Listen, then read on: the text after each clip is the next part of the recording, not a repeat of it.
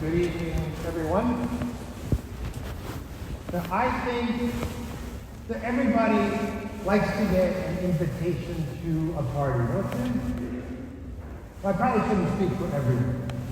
I like to get an invitation to a party.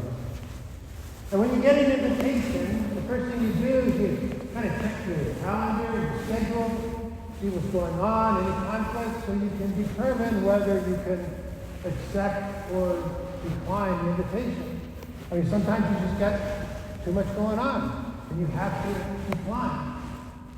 But there are some occasions that are so important that you accept the invitation right away, without even checking your calendar. Right? I mean, some things you just have to do that. For example, if you're invited to your neighbor's dog's birthday party, well, you might not go to a lot of trouble to clear your schedule for that event. On the other hand, if you're invited, say, to your sister's wedding, well, chances are you're going to accept that invitation no matter what, right away, without even checking your schedule. I mean, you're not going to miss that. You'll figure out the calendar later. And a long time ago, I learned something else about accepting an invitation. So when you accept an invitation, it comes with responsibility. And when I was a young man, when I was a bachelor, if I accepted an invitation, say, to a dinner party, I would just go to the party, show up, right? Have a good time, leave at the end of the evening. I mean, that's what you do. Well, not long after I was married, my wife Carrie and I were invited to a dinner party at a friend's house. And so that evening, as we were driving over to the party, Carrie said, "Oh, let's stop at the store and get a bottle of wine." And I said, "Right now? I mean, we're on our way to this party. It doesn't seem like the best time to go shopping. Besides, I don't even drink that one bottle of wine." And she was aghast at my response. He said, "No, that wine is not for us. It's for our hosts. I mean, we can't show up to this party empty-handed." Really?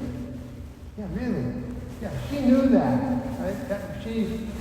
It just was obvious to her. I didn't have a clue. Right? No wonder I never got a second invitation to anything. And so I learned that day that when you accept an invitation, you accept responsibility. The responsibility to know and follow the rules of etiquette. For me, it took getting married to learn this lesson. And believe me, that was the first of many times that my wife saved me from myself. Now, in the gospel passage that we just heard, Jesus gives us the parable of the wedding feast. And there's all kinds of crazy stuff going on here. Starting with these distinguished guests who reject the king's invitation. Now, I don't know about you, but if the king invites me to a royal wedding feast, I'm going. I'm not checking my calendar. I'm going to accept that invitation right away. I'm not going to miss that party. But not so much for the distinguished guests, right? Not only do they reject the king's invitation, but they resort to violence. And then the king, of course, is not very happy about that, and he responds to their violence with more violence. And so then he gets fed up. He says, "I've had enough of these distinguished guests. Forget that. Let's go out and invite everyone. Go out, everybody you see, invite them to the party." And so then these people accept the invitation, and soon the hall is filled with guests. And everybody's having a good time. I can imagine them laughing and just having a great time. Sounds like a great party. And then we get this wacky plot twist at the end. When the king finds this one guest who's not wearing a wedding garment, it doesn't go well for that guest.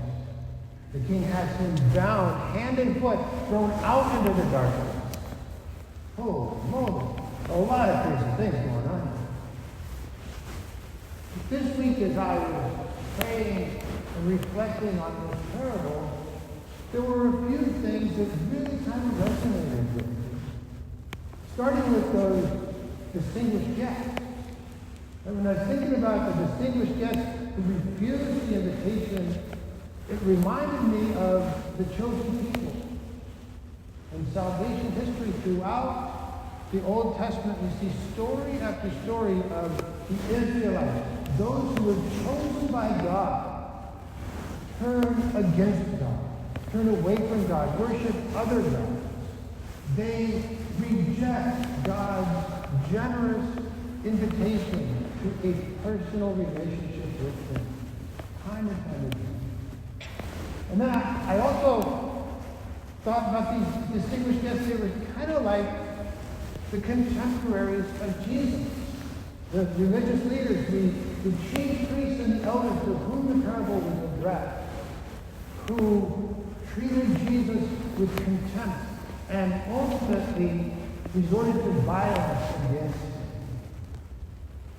And then when the king opened up the guest list to everybody, it reminded me of those early Christians who struggled with this question of whether or not to accept Gentiles into the church and what sort of restrictions they would put on them.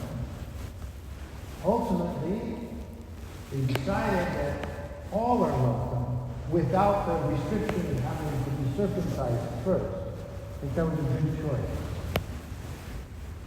But really, the part of the story that I was most attracted to was that wacky plot twist at the end. With this guest, this poorly attired guest, who gets thrown out violently because he's not wearing nice clothes. My first thought is, man, that is really harsh. This poor guy who's just minding his own business, hanging out on the street, gets invited to this party at the last minute. He wasn't planning on going to the feast. But as I reflected a little bit more on that, I realized that the message that Jesus has for us is kind of similar to that lesson that my wife had for me so many years ago. When you accept the invitation to the feast, you accept responsibility. And today, the feast that we are invited to is the church, this community of Christian believers, and ultimately that great banquet, the eternal banquet in the kingdom of heaven. And when we accept that invitation, we accept the responsibility to put on our garments of Christianity, to respond with faith. It's not enough to just show up and say, I'm Christian. We have to behave as though we're Christians. As Christians, we're called first and foremost to love. We're called to reach out to our brothers and sisters in need, to welcome strangers. We are called to treat every person whom we encounter with genuine care and concern, with love, compassion, and mercy. These are the garments of Christianity. And if we choose not to wear those garments, we put ourselves in the same peril that the poorly attired guest at the wedding feast was in. And so today, we have accepted this great invitation to come to this feast, this holy mass, to listen to God's holy word, to be nourished by the precious body and blood of our Lord Jesus. And my prayer today for all of us is that as we accept this invitation, we also accept that responsibility to put on our garments of Christianity And as we leave here today, to spread the good news of Jesus Christ in word and in action, through love, compassion, and mercy to all those whom